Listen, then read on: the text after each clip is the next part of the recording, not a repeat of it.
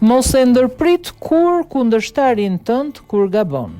Konflikti ushtarak me Iranin i paraqitur nga Washingtoni si një mjet për të riorganizuar ekuilibrin e fuqisë në lindjen e mesme dhe për të forcuar frenimin e Shtetet Bashkuara të Amerikës kundër Kinës, shihet në Pekin si një gabim strategjik që mund të përshpejtojë rënien amerikane dhe të krijojë kufi të rinj gjeopolitik për ndikimin kinez.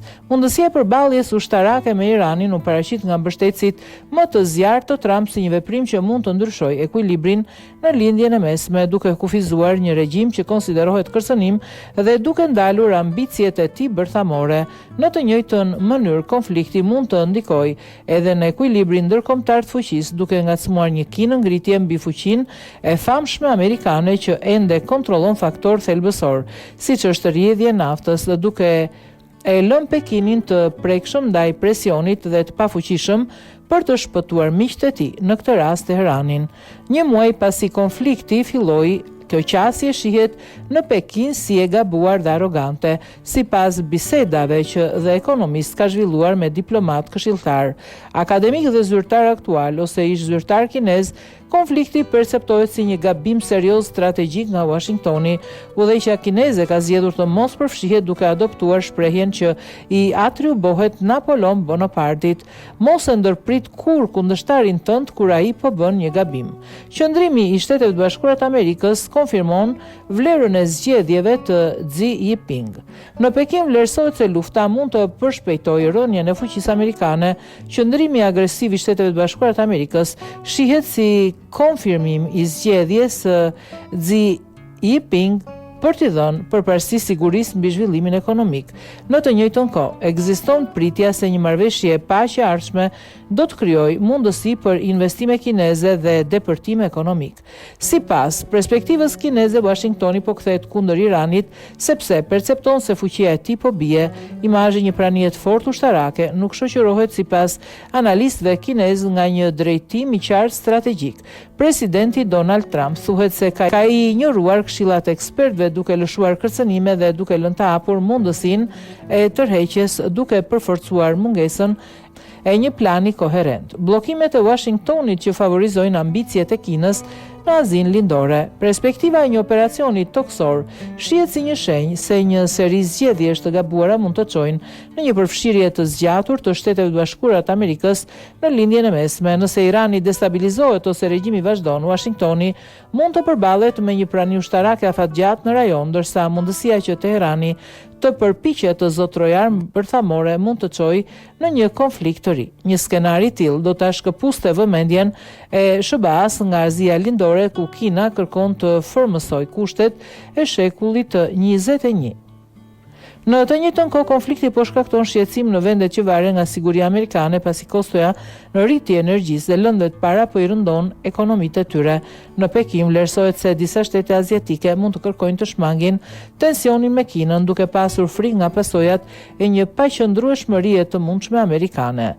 Kina e përfshirë në krizën energjetike. Udhëheqja kineze beson se konflikti konfirmon zgjedhjen e Xi Jinping për të forcuar vetëmjaftueshmërinë e vendit në sektor kritik, madje edhe në kurizë të rritjes ekonomike. Kina ka investuar në krijimin e rezervave strategjike të naftës që arrin 1.3 miliard fuqi, një sasi aftë të mbulojë nevojat e saj për disa muaj. Në të njëjtën kohë, ajo ka diversifikuar përzgjedhjen e saj të energjisë, duke investuar në energji bërthamore, sisteme diellore të erës, duke ruajtur përdorimin e qymyrit vendas. Në të njëjtën kohë, ajo po lehtëson tregtinë e naftës iraniane duke adoptuar një qasje pragmatike. Si pjesë e kësaj strategjie, Pekini po përpiqet gjithashtu të krijojë ndikimin e vet, pasi administrata Trump rriti tarifat. Kina kërcënoi të kufizojë ekspertin e metaleve të rralla, të cilat janë kritike për prodhimin e elektroteknikës dhe teknologjive të energjisë së pastër, ndërsa ky ndikim mund të jetë duke u zbehur, ndërsa Shtetet e Bashkuara kërkojnë burime alternative. Pekini po eksploron pika të reja presioni, të tilla si produktet farmaceutike thelbësore, gjysmëpërçuesit dhe zinxhirët kritik furnizimit, ndërsa kërkonin dominim në teknologji të tilla si informatika kuantike dhe robotika. Mundësitë ekonomike dhe pritja nga vizita e Trump në Pekin. Lufta mund të krijojë gjithashtu mundësi ekonomike. Vendet e Gjirit dhe Irani do të kenë nevojë për projekte rindërtimi, ndërsa shtetet e shqetësuara për ndërprerjet e mundshme në ngushticën e Ormuzit mund të drejtohen tek teknologjitë kineze të energjisë së gjelbërt. Industria kineze ka kapacitet të tepërt prodhimi në sektor të tillë si energjia diellore, energjia e erës dhe bateritë. Në të njëjtën kohë vlerësohet se Washingtoni mund të duket më pajtues në negociatat me Kinën pasi përballet me vështirësi në lindjen e mesme. Në samitin midis Trump dhe Xi në Pekin në maj, pala kineze po kërkon të krijojë kushte për një marrëveshje që do të kufizonte përdorimin e tarifave dhe kufizimeve të eksportit nga Shtetet e Bashkuara të Amerikës dhe potencialisht do të lejojë investimet kineze në ekonominë amerikane. Në skenarin ideal të Pekinit, Washingtoni do të deklaronte se kundërshton pavarësinë e Tajvanit dhe mbështet bashkimin paqësor, boshllëqe dhe shqetësime. Megjithatë, ky optimizëm shoqërohet me shqetësime. Ekspertët kinezë po e ndjekin me interes përdorimin e inteligjencës artificiale nga forcat armatosura të Shteteve të Bashkuara të Amerikës për të koordinuar operacionet. Ky zhvillim teknologjik përforcon vlerësimin se një operacion ushtarak kundër Tajvanit do të ishte veçanërisht i rrezikshëm pasi lufta mbetet e paparashikueshme. Në të njëjtën kohë, një konflikt i zgjatur mund të dëmtojë ekonominë kineze dhe eksportet e saj. Pavarësisht qasjes realiste të Pekinit, në analizën e tij identifikohet një boshllëk strategjik. Analistët kinezë duket se hezitojnë të marrin në konsiderat mundësinë që Shtetet e Bashkuara të Amerikës të veprojnë si një forcë destabilizuese, duke prishur rendin ndërkombëtar që vetë krijoi. Edhe pse Kina shpesh kritikon vlerat perëndimore, ajo ka përfituar nga një sistem rregullash të formuara nga Washingtoni. Një mjedis ndërkombëtar i paqëndrueshëm mund të ndikojë negativisht në ekonominë e Kinës, të orientuar nga ekspertët.